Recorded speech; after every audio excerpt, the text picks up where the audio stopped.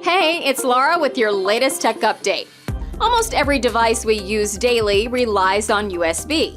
Did you know it's been around since 1996? Of course, it's improved loads since then. The latest development could speed up your work, and you won't even need to buy new cables. USB 4 version 2.0 does some smart things with existing cable technology.